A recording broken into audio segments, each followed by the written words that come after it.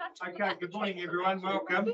I don't think we're going to speak on, but that's okay. The long-term plan continued workshop.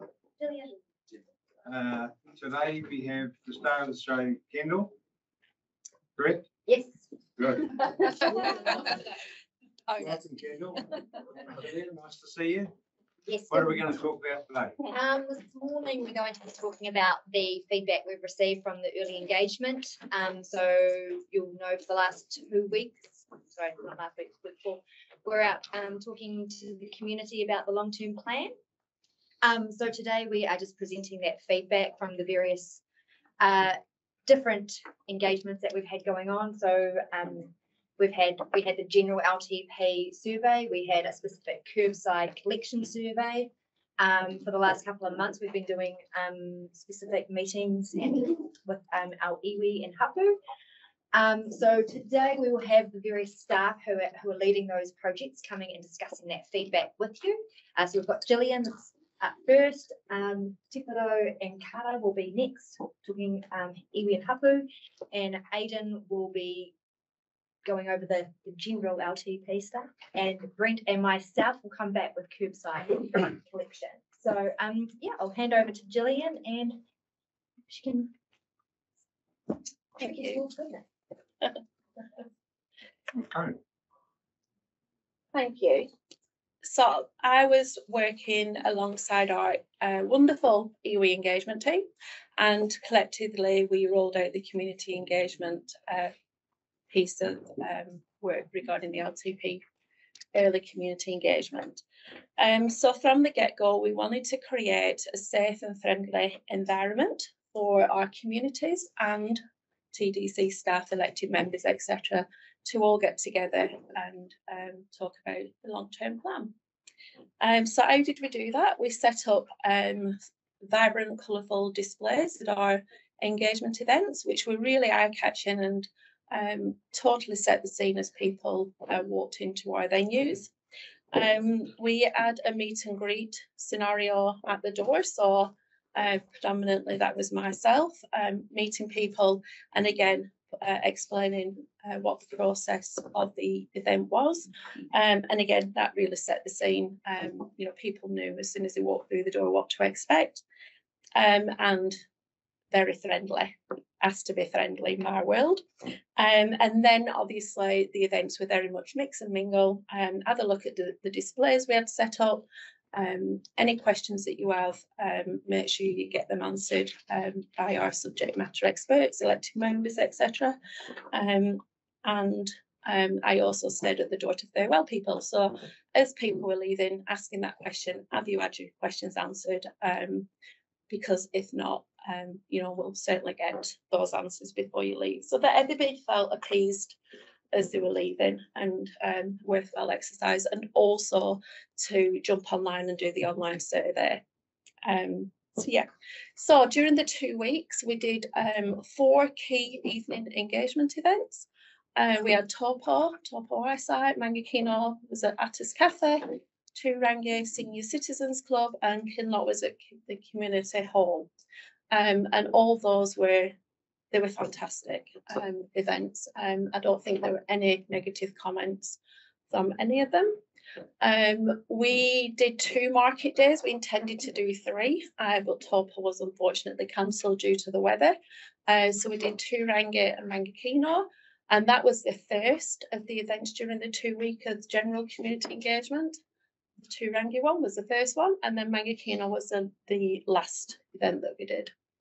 We also had 2 youth engagement events. One was in Taupō and one was Turangi, and that was to engage the colleges in both those areas and Youth Town Taupō.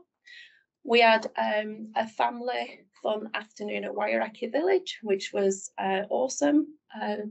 Lots of people came along and attended that. We had basketball coaches out using the newly surfaced basketball court, which is a real asset for the village. We had planting, pebble stone, painting, barbecue, and the fire service came along as well. So that made it all really fun. It was really quite windy, but we got through it. And then we during the 2 weeks, we also had lots of pop-up and conversation stations around the district. And a big focus on that was to include the outlying rural areas. So we went out to Rangitaki, Amora, Kurita, River Road, etc., just to make sure that those areas that we constantly get feedback that they don't feel included in what we're doing, totally were included. So the purpose of our 2 weeks general community engagement was to test if what we've previously heard from the communities was still relevant, and was what was also reflected what was reflected in the long list, still what we should be championing and pushing forward. And it was also to give us the opportunity to share the council's new vision and community outcomes with our community. And there is just a nice little colourful slide to show you just some of the events that we did and the engagement. So that is my little contribution today. So thank you. And I would just like to say, oh, sorry. I'm sorry, I was just going to say through the chair, Gillian, thank you, like the team, thank you. Like in 2008, I was on the comms team when we did the long-term plan and how community expos and things, and I thought they were amazing. And this is the first LTP process and my 5th time as an elected member where I felt that we've caught that that vibe. So I thank the team for that and your personal commitment to it. It's been amazing. Thank you. Thank you. I would just like to say I'm very, very proud of what we achieved over those 4 weeks really with iwi engagement as well. But throughout August, it was a massive collaborative effort and policy, comms, marketing, right through to exec, Julie, David and elected members. And Andrew's team were just phenomenal, stepping up and coming along to the events, and it really matters that the community have that opportunity. So yeah, thank you to each and every. Many people. Yeah, the total one was amazing. Yeah. And the variety. Did they sort of understand why they were there, or just was it? Yeah. No, it was thoroughly enjoyable process, and yeah, thank you for the opportunity. No, well done, because it's hard work. Thank you. Hard work, you know, standing. I used to do it in my youth. I think some of them, particularly people were really supportive in terms of thanking us for the opportunity. There was a couple there that was probably the most positive evenings that we've been to. Yeah. Oh, right. People were saying it's so good to be able to just come and talk to the staff and give some feedback. So, thank you. Yes, it was great. Thank you. Good. Thanks, Celine. Right, next up we have Kefara.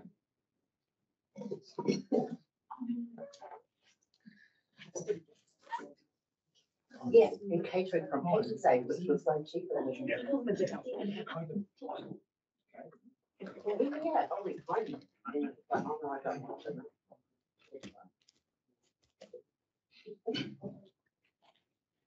Oh no. Oh, I touched the button. She's having a to-do with that. Here we go. Kia ora tātou, ko hui mai nei, ki roto nei tēnei whare ahuru, tēnei te mihi, kia tātou. O koutou rā, nā ringa raupā o te hāpori nei, koutou e tau nei te ahi o te hāpori, tēnei te mihi, kia koutou. Koutou, kare mōhio ki tēnei na, ki tēnei taniwha, no Ngāti Tākina, toro atu hoki ki Hine Rupe, ki Aramiro Marae, ki Papa Orutu, ki Ngāti Mahanga. Greetings to you all, to all our elected members who keep those fires burning for our people. Nui te mihi kia koutou. For those of you who don't know who I am, from Te Tākina Marae, also have connections to Te Aroa, Papa Orutu Marae and Aramiro Tainu. Tēnei te mihi kia koutou. Where? Sorry? Tainu. Tainu. So Aramiro, Papa Orutu. Okay. Yeah, Kia ora te. Thank you.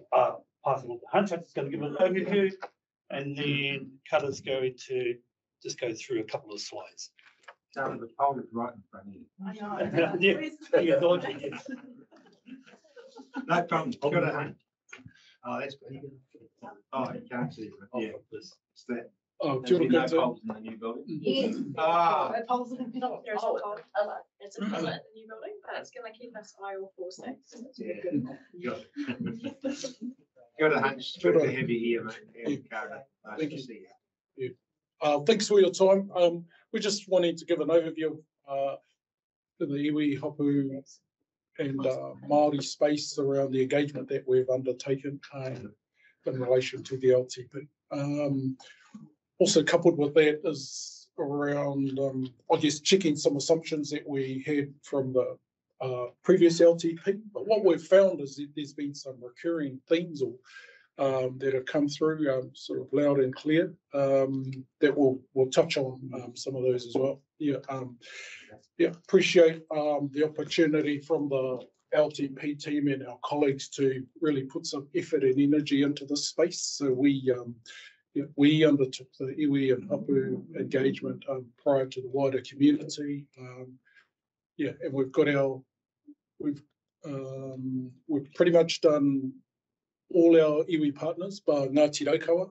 Ngāti Raukawa at this stage aren't in a position to have a sit-down conversation with us. But we've shared all the comms and information with them, and we were due to have our final iwi partner one yesterday, but that's been deferred due to illness from a couple of their staff. And then we've got our another one coming up this coming Thursday out at Mangakino out with the whānau out at Turangi Manaia. We'll on the first slide, it gives a bit of an overview of numbers, where we've done. We've done also in the hapu space across the Tūwharetua hapu. So it's been a mix. We've attended the Te Kotahitanga board hui, which was attended probably by most of the hapu delegates that day. That was out at Mokai Marae on 10th of June. From that, we got some direction or recommendation as to how we might engage the hapu going forward. So we ended up having a collective hikuai hui, which was held here in the chambers. And then we also had another one, Mata Puna hui, which was held in at our building down in Turangi. And then we also had a follow-up with out at Mokai Marae with the hapu affiliated to Mokai Marae. Maybe that's enough. Hand over to Carl. Yeah, so just a quick overview of at the very start of the process, we sent out LTP initiation letters to our iwi entity partners. So from Mayor David to say that we're starting the process.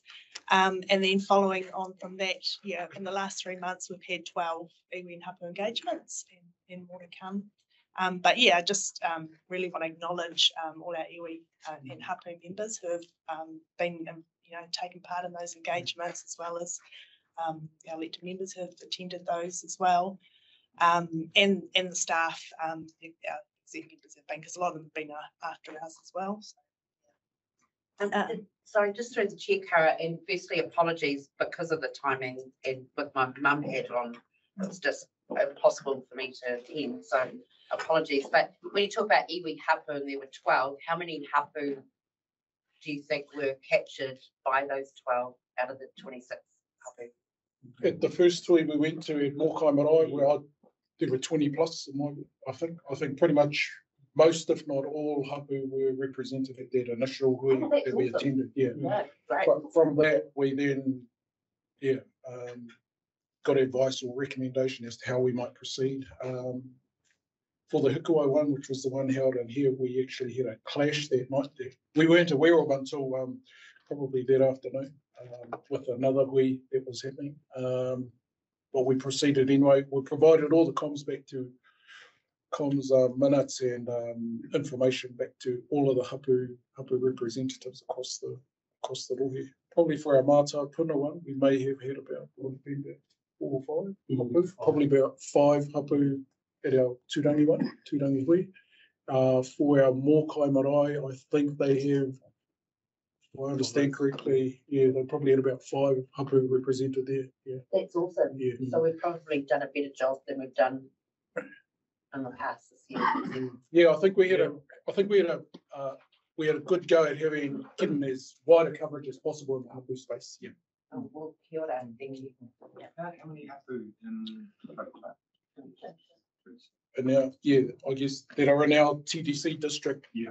I think it's 26, but there are some who are based outside of our TDC district. Yeah. So we could provide, you know, like I've said, 12 even happen engagement sessions, but could provide a bit more of a background as well. No, you've got enough work to do. I was just interested in the wider context of hapu. Yeah, Pretty much about what hapu. we're doing. Yeah. Cool. And what else we got?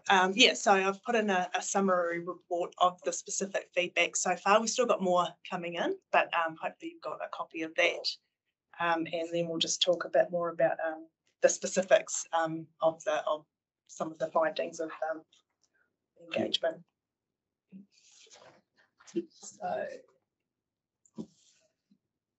So going into the start of the process, we went back and looked at submissions and feedback from our iwi partners in hapu to the last LTP, just to get a feel for what were the sorts of topics and things that could potentially go into the project long list. And then once the long list was in the initial draft form, that was sent to our iwi entities to forward to hapu. And so that was end of July. So we're just starting to get comments back on that at the moment. And so what we want to do is just make sure those comments relate directly to some of the projects on those on long lists, so you'll have that information as well when you're considering that. As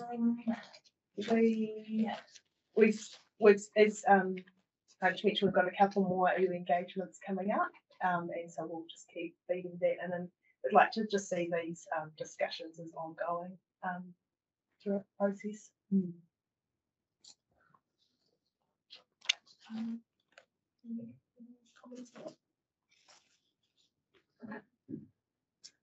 So some of the key themes that have come out of iwi and hapu engagement so far around a bit around iwi partnerships and engagement. What we've done really is just put all comments into the info now. Really lovely to hear feedback from George Asher to note that thank you for keeping us well informed. This is the only time I've experienced TDC getting out to hapu and iwi to promote interest and drive a response to the LTP. So it was really awesome to hear that. But there's a range of things. So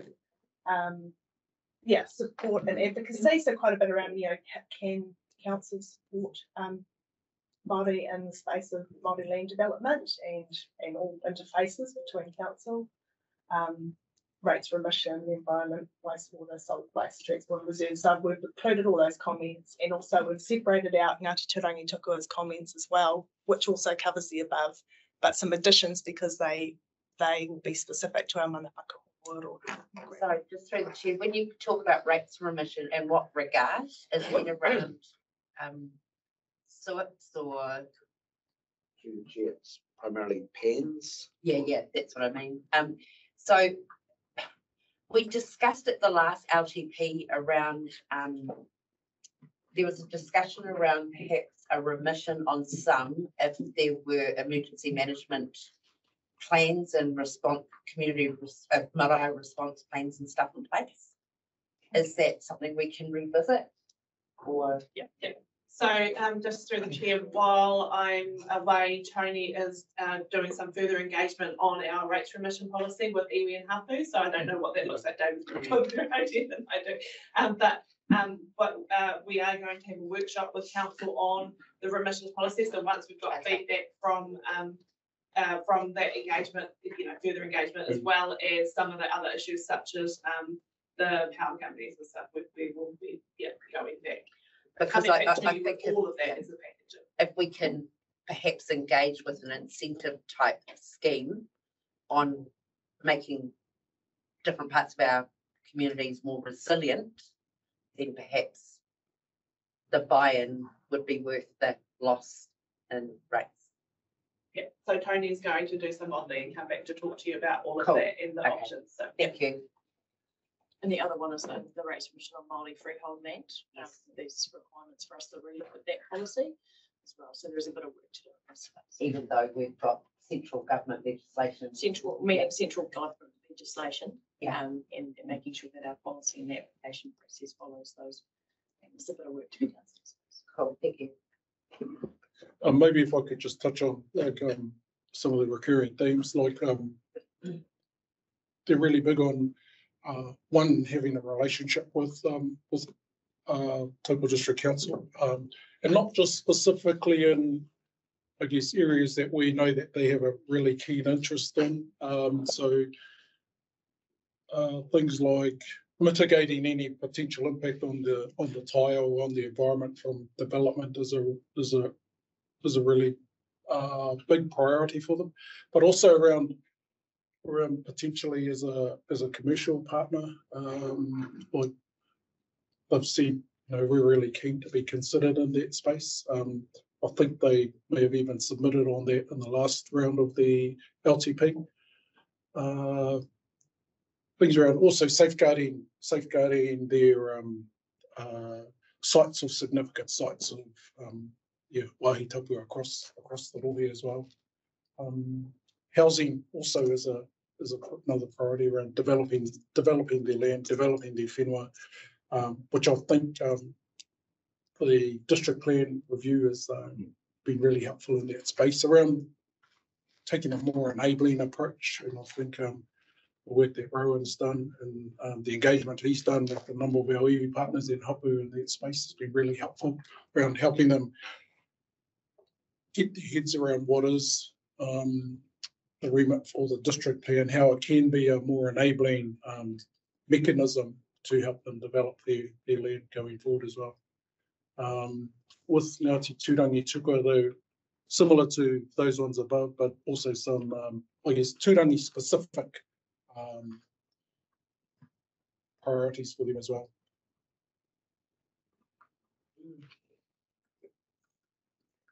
Yeah, the one that I went to, the key one is when they talk about the tile, a big part of it though was the pace of growth. Yeah. The perception was it's just, and I think that's not a unique thing to Māori, just got all this massive expansion of houses and things, and that's potentially has environmental pressures, which is meaning more waste, more water, more of this and more of that. So I don't know how we might address that, but I think we need to be it's quite that being the underlying driver of these things. So we don't talk about the tile environment a lot, but it's that growth because of those issues.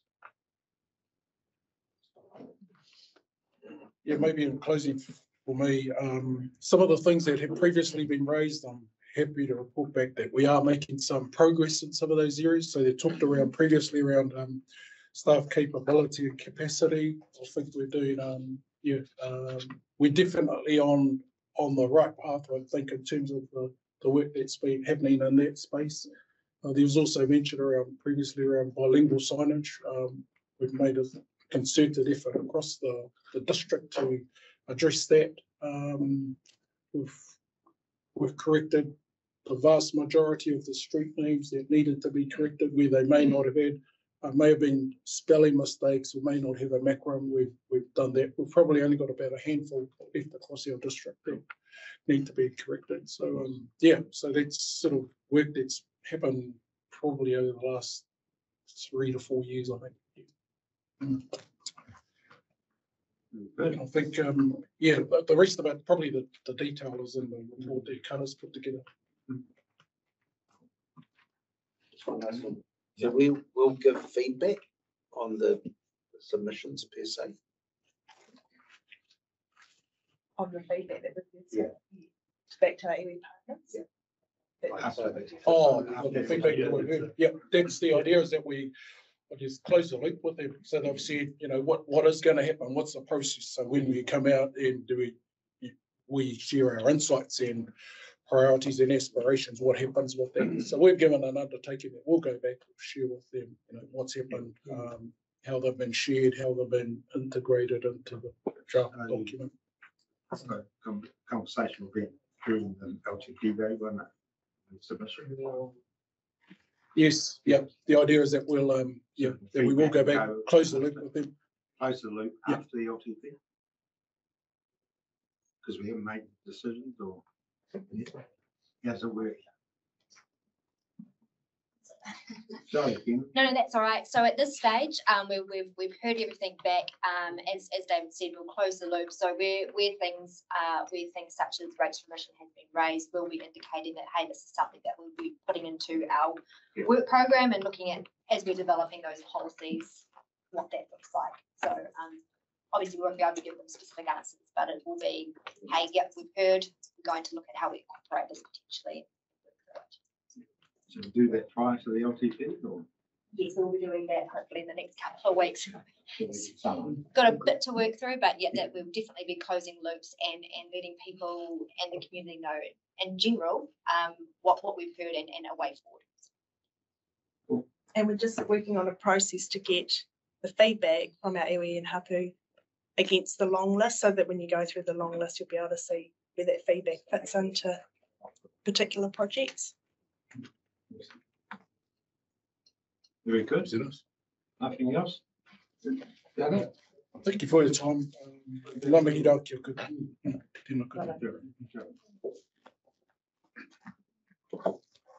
Very good. Right. Next up, Aidan. There you go.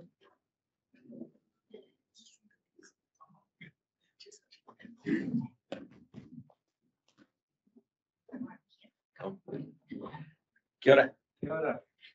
I'm just going to whip through some of the headline results from our early engagement survey we did. I haven't provided you the feedback, even though it says that on the slide. I just finished putting it together tonight. We've got about 50 pages of feedback. We've got about 200 survey responses. The cool thing is we've got pretty good distribution around the district. About half the responses from outside of Taupō, and that's quite unusual. That's good, and that's testament to the success of some of the engagement activities. But from those 200 surveys plus all the engagement, we've got 50 pages of feedback. A lot of it's quite small stuff, but small stuff that's important to the local communities. So there's a lot to go through, but it's not too painful. It's kind of grouped into areas, both geographically and within what we asked for. And the purpose of us going out at this point was really to identify, is there anything big that we're missing? Because if it's big, it takes time to analyse and see what we could do and come up with an answer. And we kind of got caught out last LTP, where we got to the last stage and we consulted and people came out and said, what about housing? What about climate change? Where are those? And at that point, there wasn't too much we could do except say, we'll work at that for the next time round. So from my point of view, this was about testing the big things. Are we in the right direction? We're at a point where most of our guys have done a planning. They've got an idea of what they're looking to put forward or propose, and we'll be trying to develop a program from those. And testing, are we on the right track? So we'll jump through. This is what the sort of results look like. So we identified, and there are a lot of questions. The survey took about 12 minutes to complete. We didn't give them a lot of background information. They basically just had the line to go on. And the question was, how important is this to you? Basically, 1, this is really low priority. 5, this is really high priority for me. And most people answered every question, and this is kind of how it looks. The challenge is, despite the feedback, and there's a lot of feedback about rates increases and the challenges and affordability, they seem to want a lot of stuff. There's a lot of green, and then everything's top priority. So you've got some challenges when you look at how you're going to deal with this information. So you're looking at that. I mean, a couple of them stand out, and that's State Highway 1 between Taupō and Turangi. That's probably that, along with potholes, with the highest responses. But everything else is sort of in that 50 to 60%. Most people want this. The ones that didn't do too well, they're kind of the ones, again, because we've got a lot of district-wide responses, they're kind of the ones that are more specific to a particular group of users or a particular area. So obviously they're going to struggle when you get district-wide responses. because they're not that relevant to a number of people. Through the chair, when it comes to like the potholes thing, I don't want to get into the weeds here, but I think that it's holistic. It's not just about within district. Yeah. Like, you know, Mara has just been upgraded.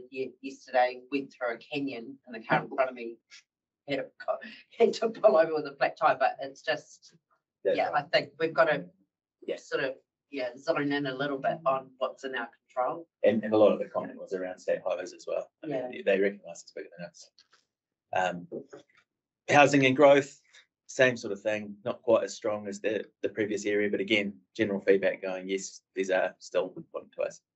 Keep on track.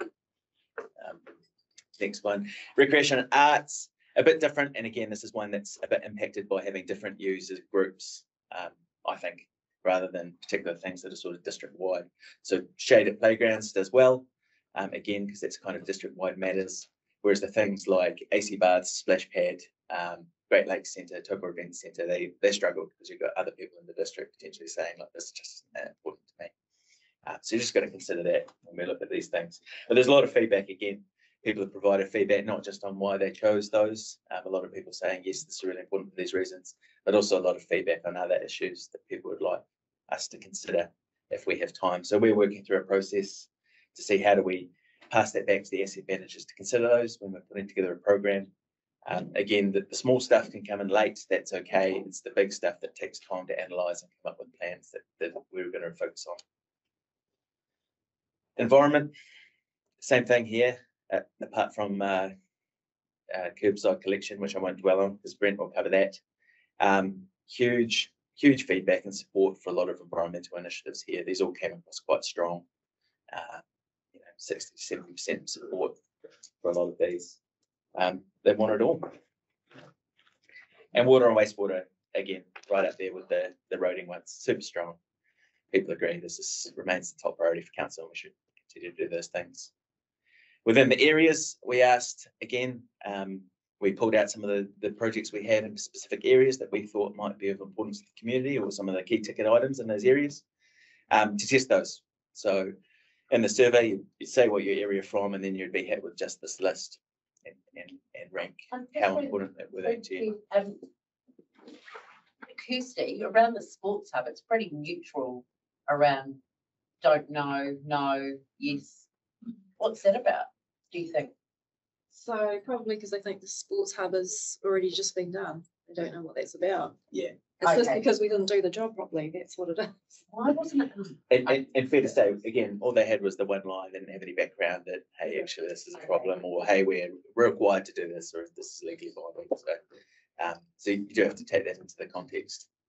But again, across the board, largely support for the sort of things we're planning, and a lot of feedback on other things that they would like, which you'll get when I provide that to you today. Basketball court's not in there. No, just kidding. Yeah. Sorry, no, too soon. Too soon. That's because we're doing it next week. Kinloch, again, from the 20 odd responses in Kinloch, again, support for everything. They want it all. No, Kinloch. They don't ask for much. Only 20 responses from Kinloch, but they're all sort of. Plus the feedback we collect at the events. So a lot of the events we encourage people to also do the survey. Some didn't, some we took the events, the feedback at the time. So there's a lot of feedback in the full submissions you'll get.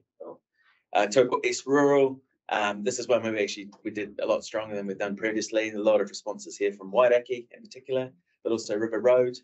They raised a couple of big issues that aren't on this list, which are worth considering, particularly getting across State Highway 1 for them was a really big flavour that came through. But otherwise, that they enjoy, support. You're not wanting to pull out line items, but given that we now have secured supercars for a couple of years, would Broadlands Road not be something that has to be brought into a priority? It already is. Yeah. So when we did the planning and programming of that, it was on the assumption sooner rather than later. Yeah, exactly which year it's in. Thank you. And I think just something on that we need to note is that there were promises made by the district council, for example, at Tūrangi when the forestry came out, that the gravel roads would be then become sealed roads, and Fence road, you know, but they're expecting these things. Turangi, again, strong 30-odd responses from Turangi, and widely supportive of the sort of things that we're proposing. With a lot more feedback on other smaller stuff, generally small bits and pieces that they're asking for, which is a challenge to actually pull together and answer them all. But we'll work through a process for managing those. Is the underpass the tunnel? It's the little walkway. Been there for since the But is it ours? No, it's not ours, it's a long story, Ben will tell you. Put some lights in there. Do you want to keep going and we can come back to? It's more about well-being. It's technically not ours, but we maintain it. Well, no, nobody's maintaining it, that's the point, yeah. The obligation is, at the moment, the obligation is a lot of that maintenance is with us. That's based on a draft MOU that we haven't signed because we're not happy with the division of labour. So we're renegotiating that at the moment, but in the meantime, they have agreed to do some temporary fixes. It was a popular topic, particularly at the nights. It is a major walkway that, you know, the state highway divides the town. It's the main connection to the river. It floods, gets graffiti. We've put in lighting, but there's been issues there. So it was a hot topic. And just as a parent, I find it really surprising about shade sails and parks. Like I've just said to Julie, whatever happened to putting sunblock and a hat on your kid when you go to a park, right? Why all of a sudden in this generation do we need to put it? Sunblock has been proven to be not effective. Well, none of my kids have been sunburned. And when we see the price of those shade sails, I mean, that's the deterioration with the lichen and pollen and the wider Tongariro area, so that reflects, Eastern Bays and Western Bays. Again, a lot of feedback on some quite small issues that they would like, that they claim to continually raise, and they would like some support on. But generally, the things that were raised there in support of. Yeah, so I guess the next step is the full lot of the feedback will be provided to you, including these results plus all the commentary. It'll be up for us then as a collective to make sure, think about how do we include that in our program. We'll work through with the asset managers to consider some of the new proposals that come forward so that we can consider them and include that in the program where possible. And then when you're making decisions, this will be help us develop a program that reflects some of the feedback from the community, bearing in mind all the other constraints and the requirement to do some of these things that are not people support. So that's it for any questions. Anything you wanted to go over? Yeah. Yes, I just want to ask you why you've included things that you're already doing. You know, you're already doing the water and you already have got a strong plan for, I think, a process for the erosion. The slip prone entrance roads, you know, more in Town. Not sure what that is. Yeah.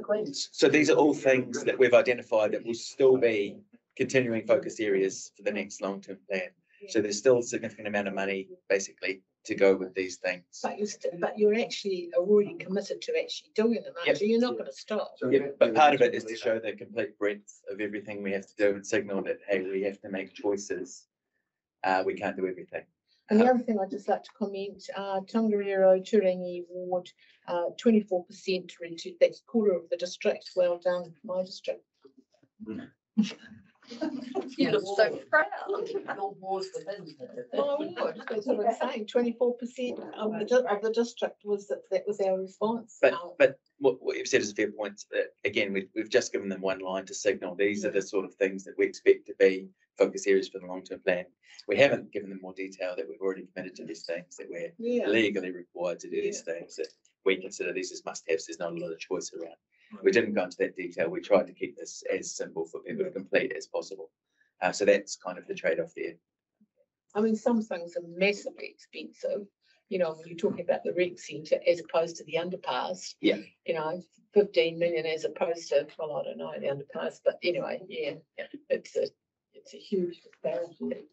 Yeah. Thank you. I vote for the underpass. So do I. Okay, well done, man. All right. Okay. All right. What have we got next, Kendall? Next up is the bag it or bin it man himself. You're supposed to arrive by weekend. He's not popping out of the rubbish bin today, but I'm sure he'll captivate you.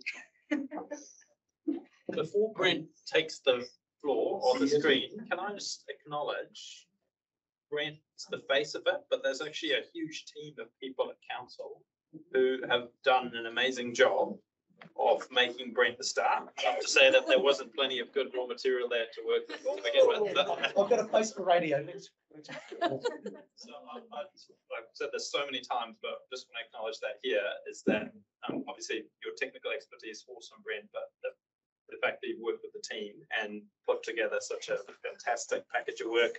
I know Carrie's here, but there's a whole lot of people who probably don't get a chance to be up here. I want to acknowledge and say what a fantastic model for engaging the community on an issue that's so important and is going to have such a big impact on the bill they get ultimately. I just want to be sure, is this really the real Greg though? I'm in two minds myself, actually, to be fair. I've got an episode 2 for you after a landfill experience this morning, but we'll talk about that later. I just want to reiterate what Andrew just said. There is a team of people, and if we go forward to rolling something out in the future, it's certainly going to be a team of people that's going to have to work really hard behind the scenes to make it work properly. To get the best services we possibly can. So, yeah, thanks for that, Andrew. Yeah. Do you get recognised in the street? I try to avoid it. Yeah. Yeah. Hollywood's knocking. Yeah. Yeah. So within the curbside collection space, we ran 2 surveys. One was for the general public, and the other was targeted specifically at our CBD. Given that we do provide a collection service there at the moment. So the responses for the CBD weren't as high as the general survey, which we got just over 1,200 responses for. So within the CBD, the responses definitely were in favour of bins. The reasons being hygiene issues, animal interference, they're easy to use. A lot around being environmentally friendly, so with less bags around the place, people putting things in the bin, we're reducing that plastic as well into the landfill. Also was a request for composting, so that came through quite strongly. The general survey as well is additional services which we can do. One of the reasons people wanted to stay with bags is one particular business said that 240 bin needs to be large, so they're too large for the needs of an office in town. So yeah, so looking at how we could do something in the future. Again, frequency wise, weekly was the winner in terms of what people would want in a CBD, understanding that you've got more people working in offices, so they're probably turning over a lot more waste and recycling. I'll just jump in there. The current service that we provide is a fortnightly collection. What we're thinking of doing, the options that we put out there was a fortnightly service for the urban community, but a weekly service for the CBD and double collection areas. So we service like little town, the hilltop shops and a couple of those. We do them twice a week. So we're saying that we'll give you an additional waste capacity, moving from a 140 curbside bin for urban to a 240 bin for CBD retailer. So you'd have some more waste capacity, but instead of coming twice a week, most of the year will only be coming once a week. Over that peak period, if that's where we want to end up, then it would be twice a week over that really busy period. So I think there's enough capacity that sort of reflects what Rotorua has done in their CBD. It's the same sort of rollout service delivery. So do they get the food one? Yeah, I think they can have the food one, David. Why not? If we can get any food out of the CBD, so that the bin suite we're going to look at providing is a sort of a one-stop shop. Apart from that bigger bin size, so there will be businesses there that the caddy's not going to be big enough, and we're hoping that they'll go to the market to provide extra service delivery as they do at the moment. So if you're a restaurant the bags never work for you, the crates never work for you. They go to Scotty and go, hey Scotty, can you provide us a skip or whatever? We think there's still room in the market for that outcome. So the bin will be just for general. The refuse bin will be, so if you think about what the bin suite might look like for a retailer, it would be a 240 litre wheelie bin collected weekly. It'll be a 240 litre recycling bin collected weekly. It'll be a crate for glass. Now, we've probably got some discussion around how many crates you might want to add on the service, and then you'd have a food caddy as well. So pretty much mirrors the urban service, a bit more frequent and a bigger refuse capacity. Bit of feedback about perhaps the 240 bins too big. I think we've got some behaviour change to happen in our space, and we see a lot of cardboard stuck in piles. We're going to try and get that in the bin and stop it blowing down the street. So I think once we've allowed this thing to bed in for a while, I think you'll see that people will go, actually, it sort of works. Yeah, it sort of works. And then because there's 22,000 people that we're trying to retrofit and get some behaviour change, we don't want to change the bin size immediately. Maybe after year 2, then once people have got used to it, then they can come back to council and say, hey, look, instead of that 240, can I go smaller? Or for that refuse bin, maybe granddad or nana's not using all the capacity, maybe they can shrink that down a bit and we can adjust that in the rates. The cost of emptying, pardon? The cost of emptying that. The cost of emptying it won't be, but maybe we can shrink the size down and maybe we can drop it in. Yeah. So you got to do that with the smaller one too. Is the health and safety around smaller capacity being better? Well, I think for people at the moment, we're suggesting a bin set's going to fit most of the community. You'll have some outliers at the top when it's not quite enough, and you'll have some outliers at the bottom when it's maybe too much. So I think in year 3 of the LTP, that we allow them to come back to council and say, okay, we've got another option here for you. Instead of having a 140 wheelie bin for rubbish, maybe you can go down to an 80, and that would be we could work something in the rates to have a lesser cost potentially. Just a quick question on the feedback we got. Have we broken that down to permanent residents and holiday homeowners? No, but there is a number of comments that they do say I'm out of town or something like that. So there is the ability to pick through that. After the survey went out, we went, oh, I've done it.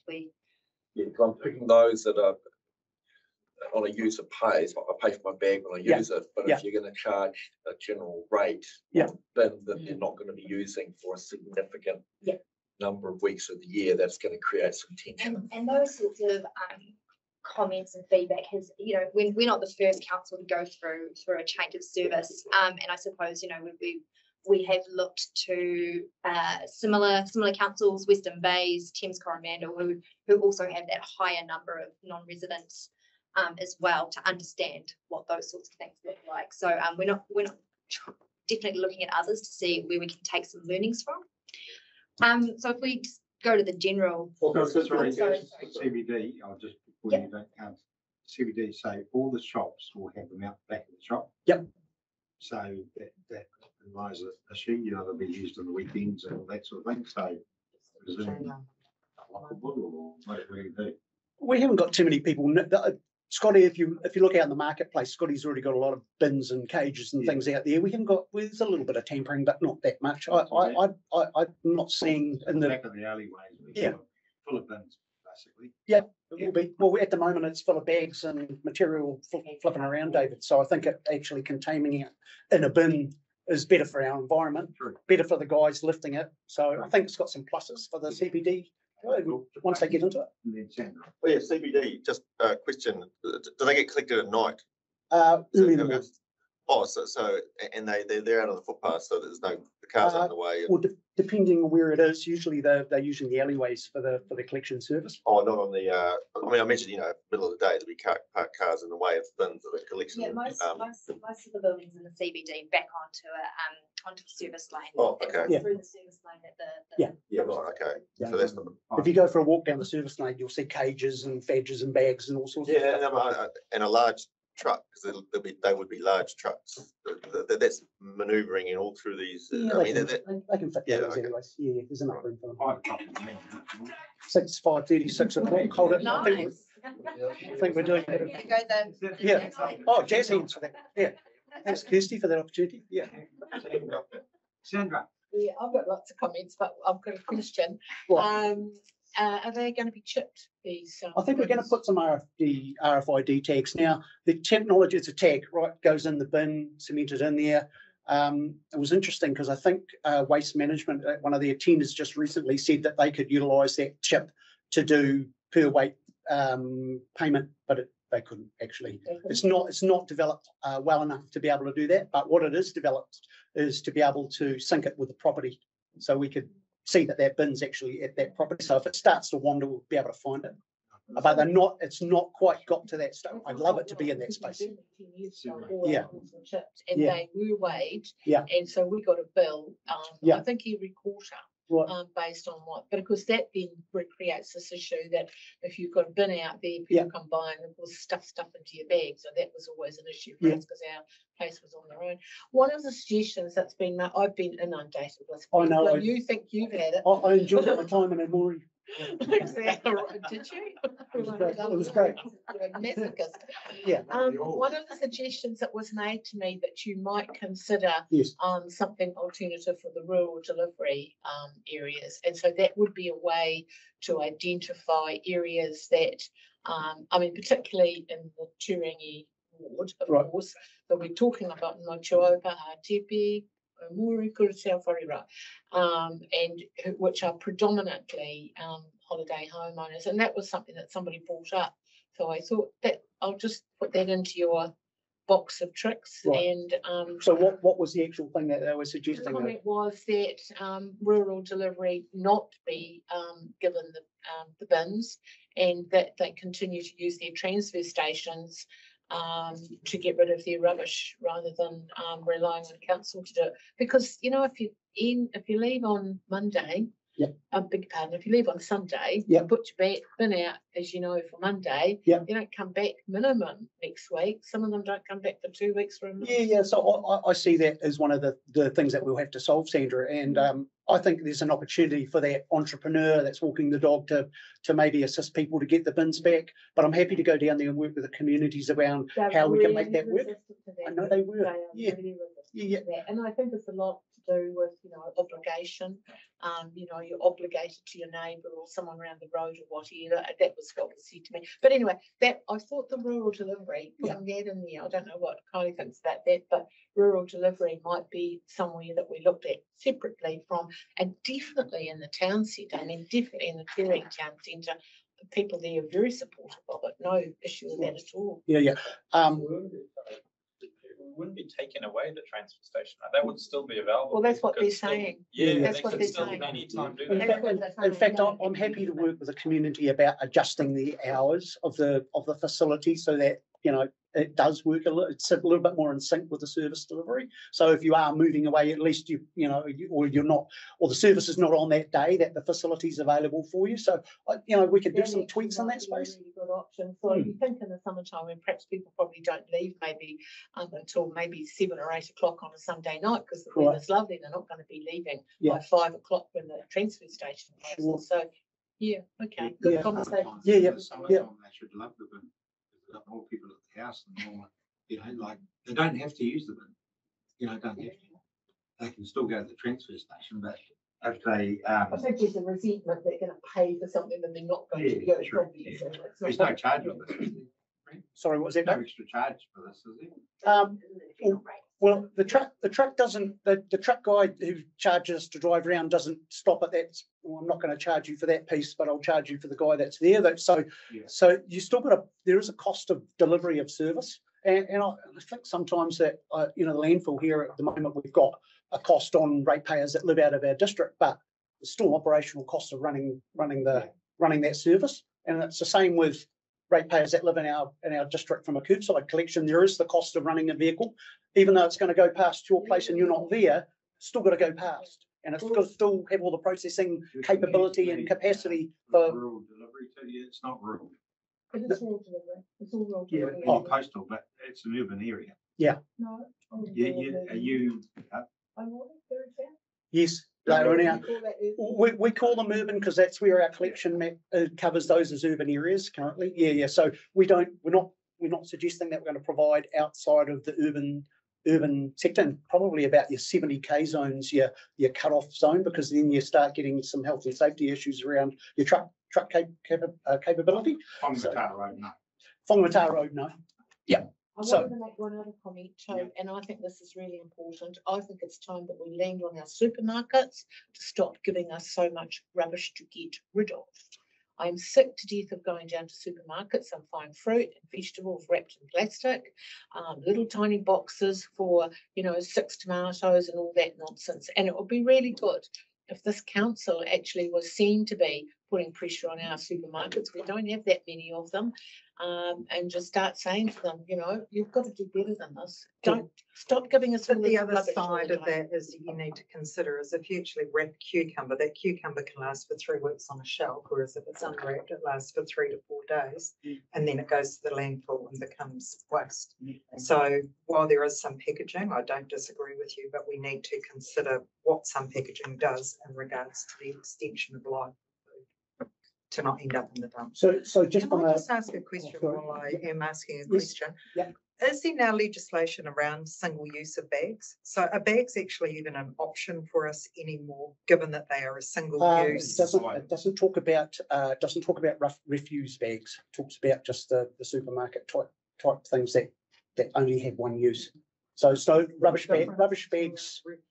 Yeah, they have an outlaw of rubbish bags. And our policy to date has never been that you have to use plastic. It's just a sticker on a 60-litre bag. So the choice is out there. Sandra, if I can go back to your point, I'm on the TA forum. So the committee for all the councils, we push really hard from a policy perspective back up towards the businesses and the representatives of those businesses. And one of those is the packaging forum. Now, the packaging forum are responsible for your soft plastic collection provision. They would love to offload the cost to us in regards to ratepayers to fund their plastic. We should say no, and we have been saying no as officers to them to say, look, if you're going to package stuff, then you need to be responsible for the ongoing cost and try and change how you produce that item and how it's packaged. So if we end up funding stuff for them, then the thing will never change. It's sort of set in concrete. So definitely we do push up hard in regards to adjust its production as opposed to we'll catch it at the end, and sort of that's where we're at. The catch is the end phase. My experience of it is that in the supermarkets that I was used to, they were required to take back packaging that you did not want. So there was a bench when you checked out where you could actually take, for instance, your plastic, like your vegetables and things like that, and you could leave it in the supermarket and put your fruit and vegetables in your bags and actually take them on. And anything else that you wanted to unpack and leave the baggage, the rubbish there at the supermarket. And so they got pretty good at putting pressure on providers to make sure that the packaging was only essential. I'd just like to see this council be innovative like that and actually step out and say, we're doing all this work, we're spending lots of money, huge lot of people all behind it. Let's go back to the source where the rubbish is coming from. Yeah. Right. Sorry, just one question behind the poll. Yeah. So rural delivery, I don't know if it's something council does or if it's privately with the contractor, but at Tirohonga, Tirohonga, we've provided an extra service delivery, and we'll carry on doing that for that site. We'll give them a set of bins and stuff. Oh, they Yeah. have bins. Yeah. But just the general rural. So the idea is that we haven't quite figured out whether we're going to allow the contractor to do additional services once the waste is in the back of the truck. That's a bit of it's a Commerce Commission question, I suppose, that we'll have to just work through, because it'll put them in a competitive position over and above other people. But Tirohonga Road. we do the Tirohonga School, David. Oh, schools. Yeah, so only the hall. Sorry, yeah. So we only do the hall. They requested a site, we gave them one, so local people can come there. But we don't want to drive those rural roads. Massive cost to that. And Scotty's actually pulling out of some of the places that he has been providing, just because driving 10 k's from one bag to the next where you're picking up $2 is just it's not cost effective for you. Cool. Right. Carry on. Right, so the more general survey, which was based on all of our urban areas and serviced areas, we had an overwhelming response of people wanting bins. So it was 3/4 of responses was for bins. And the preference, it was according to the fortnightly. I think the thing to just to tease out there with the collection is if we do decide to introduce the food scraps before the mandatory timeframes, food scraps would always be collected weekly, and then the refuse and recycling would be on alternate weeks. So when we say fortnightly, we don't mean food scraps would be fortnightly because that would be a bit stinky. But the refuse and the recycling would be on alternate weeks. So that's how the fortnightly would work. But if you just look at those numbers there, I think, you know, everybody's, I think we led the pony a little bit in regards to identifying most expensive, least expensive. No one wants to pay for anything. So I think that's why you've got more people saying, I don't want to pay for much at all. Let's please have the least expensive option. I've been promoting the fortnightly service with a weekly peak period, just to cater for our, you know, massive increase in population over that period. So that would be that doesn't quite line up with the feedback that we've been given on the weekly service delivery. Food one once a week. Once a week, David. Yeah. You don't have traipse all around there. Yeah. Little smaller truck, able to take. Yeah. In the van. Not well. Is your car available? Does it go to the wound? We can feed the food in the front and you throw them in the back. David. No. There's any food left over there. Oh, true. Right. So the key themes that came through from the curbside surveys was the support for bins because they're easier and they're tidier. People can see curbside waste and battery collection. So again, you know, through that survey that there was, can we have this too? So again, we'll be going away and looking at things and people wanting to recycle more plastics. So at the moment, we limit what plastics we can recycle. Again, the desire for different bin sizes. So that's coming through from possibly smaller families or single home owners who are going, oh, I won't use that much. What can we do?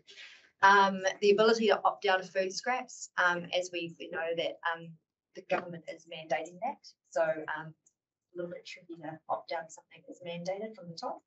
And I think one of the key big things that's come through, and it's been a general theme through the survey work we've been doing, is they don't want to pay more rates. There's that really big affordability theme that came through. So yeah, that was generally it.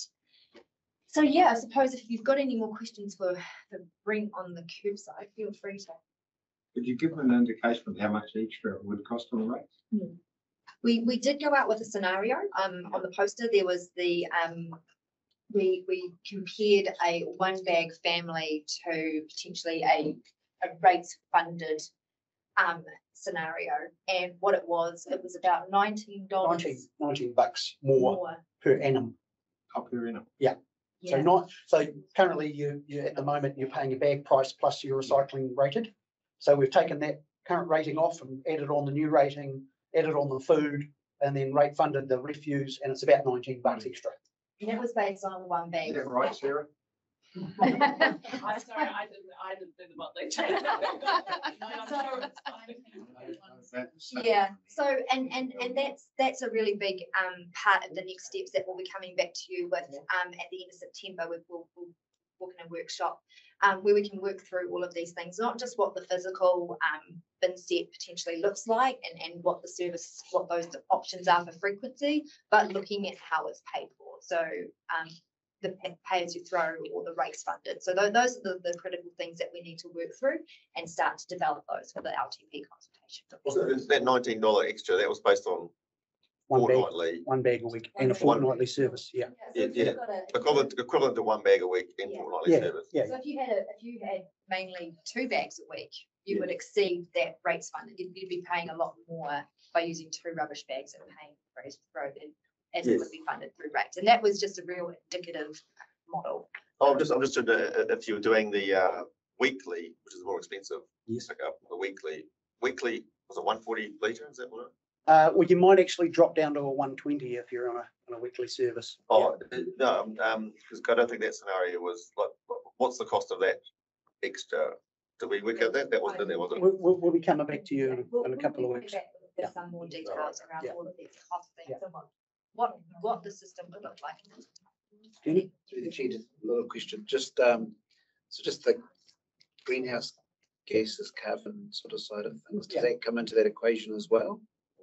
We haven't offset the value of the carbon reduction, no. That's really just a straight cost on the service delivery. So yes, you'd get a benefit of if you're thinking about just the food waste side of that. I think I've estimated that there's 2,500 tonnes of food waste at the curbside. We'd be pretty happy to get 1,000 tonnes. Every tonne at the moment is ETS cost of $60. They've just dropped off at the moment because there's some uncertainty around the emissions trading scheme, but we've been buying emission credits for $60. So you could straight away you could deduct $60, and then the waste levy that we pay for government, every tonne of waste that goes into landfill is another $60. So yeah, we have Dollars. well, per tonne it's $120. It's not insignificant, but we haven't done those numbers off there. So through the chair, didn't Andrew Peckham buy up loads of carbon credits? I think they forward buy some, Yeah. depending on what the market I looks thought like. he bought blocks. So potentially, but it's a continuous, we have to keep doing it. So we try and buy it. It's really hard to predict the market. We do try and buy when it's cheaper and have a look at what the forward projections are for it. So we regularly buy. We haven't got to a stage where we can afford not to. The reduction's been offset. Sorry, I'm not sure. He might have pre-bought some for a couple of years. But Yeah, I definitely thought he buy- did. We definitely buy more now. Yeah. The price has gone down through the floor. I don't think anybody bought any credits at the last auction. Yeah. Can I just give you a heads up? So we're going to come back on the 28th. We're going to try and flesh out all the questions and all the answers that you want to talk about. Then we're going to take those scenarios that you want to tease out some more. We're going to go to the market.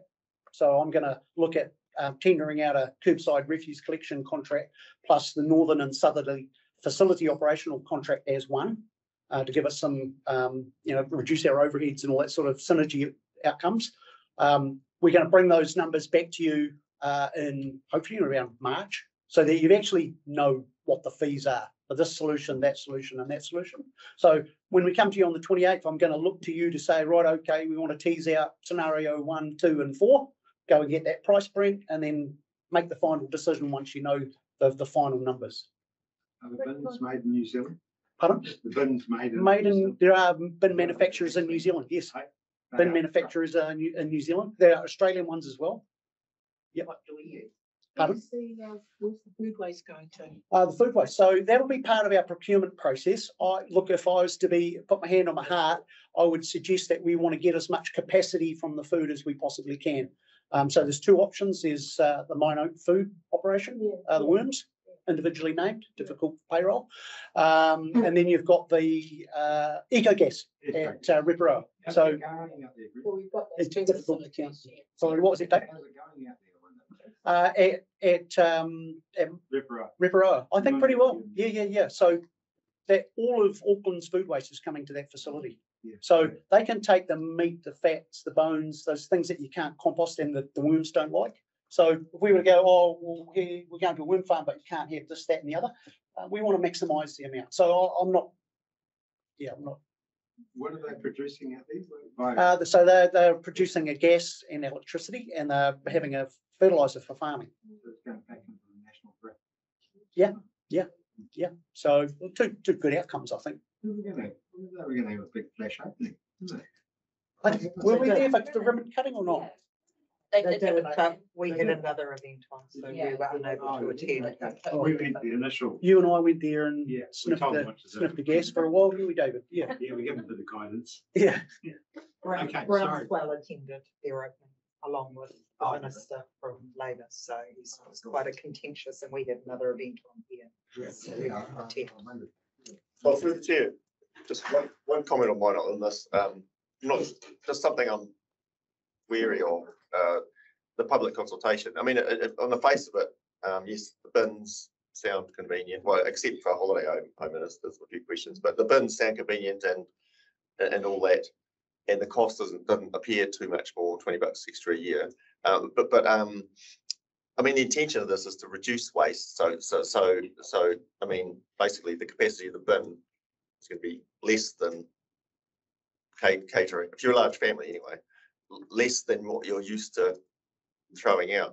So I'm just not sure a lot of people work that out, but that's gonna, you know, here's a small bin that's due for a week, for a fortnight.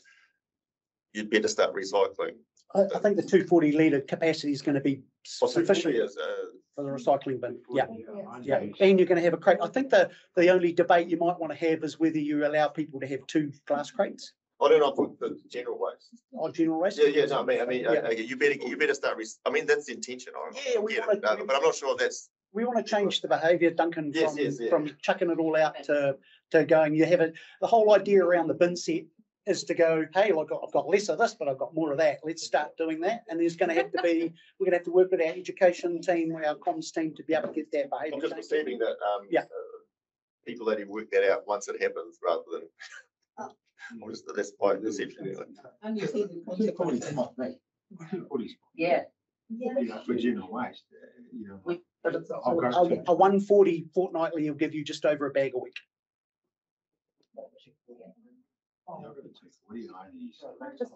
Does this change our OPEX in any way, our operating expenses? Like we've talked about CapEx out there, but is there going to be any change to the council? Yeah, yes, it's certainly. The debate you want to have is whether, so there's a processing cost to all this. You're adding on a food cost, which wasn't there before. Hopefully we can get some synergies around the district in regards to the larger contract. We'll cut some overheads off from that. We'll get some reductions in costs through the emissions. But yeah, from everything's going up in price, I suppose, is the quick answer.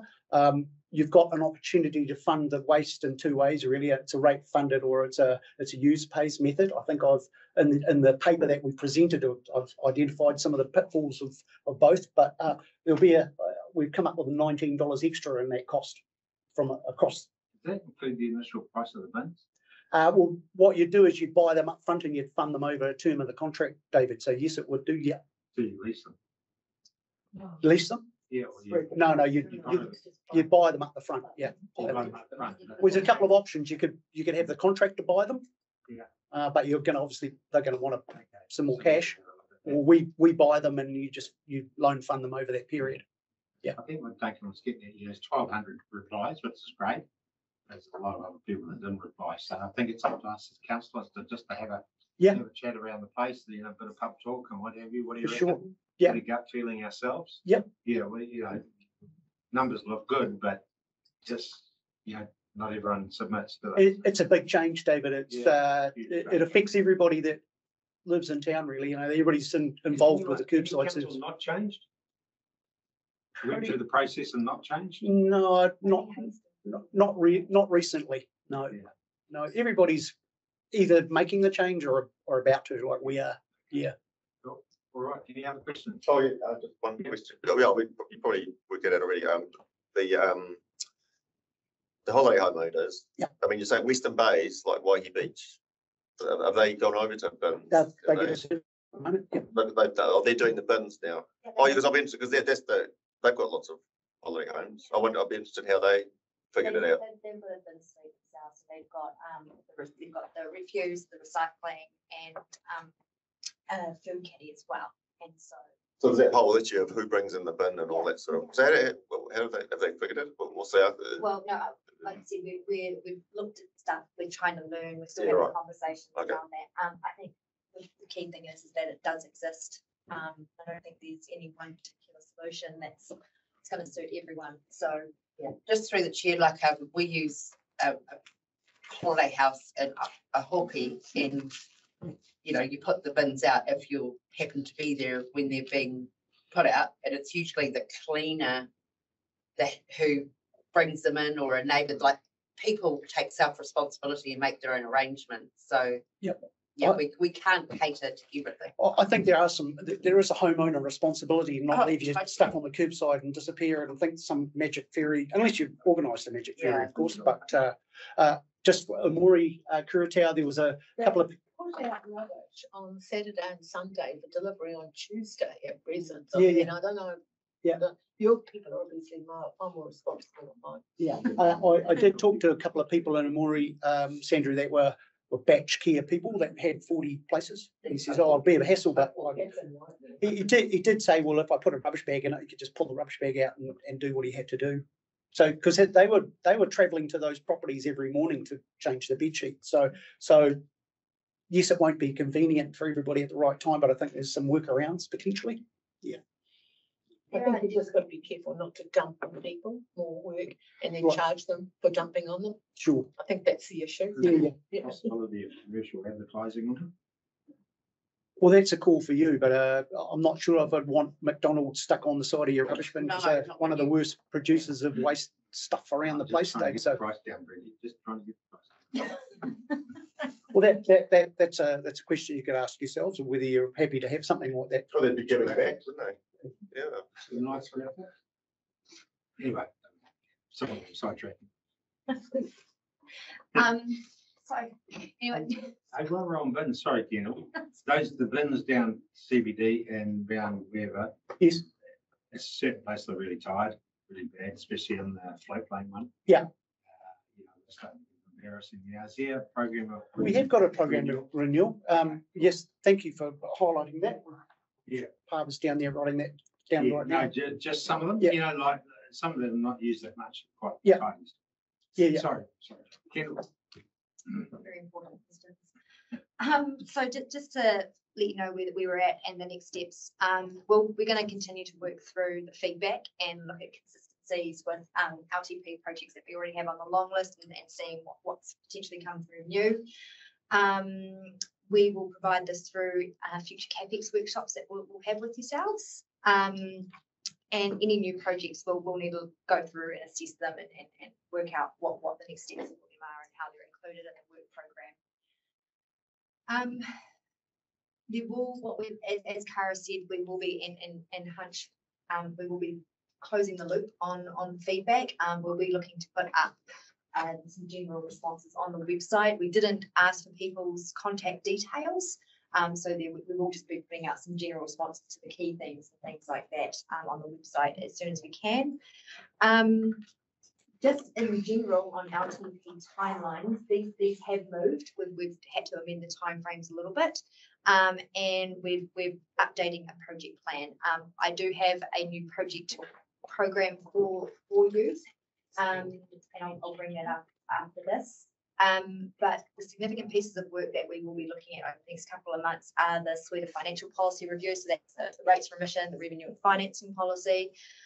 We will be undertaking some financial modelling and forecasting. So looking at working through all the numbers and refining the CapEx program. So those are the big pieces of work over the next couple of months. All my delightful. Can't see it. Just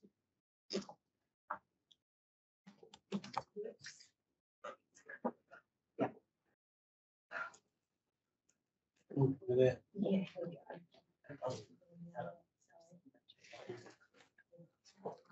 So we've just put together a bit more of a simple timeline work program for you, looking at workshops coming up over the next couple of months, and also at council meetings we will be seeking decisions from yourselves.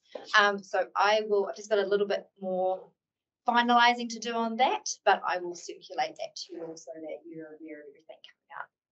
So for the rest of September, we'll be coming back to you on the 21st for infrastructure strategy briefing.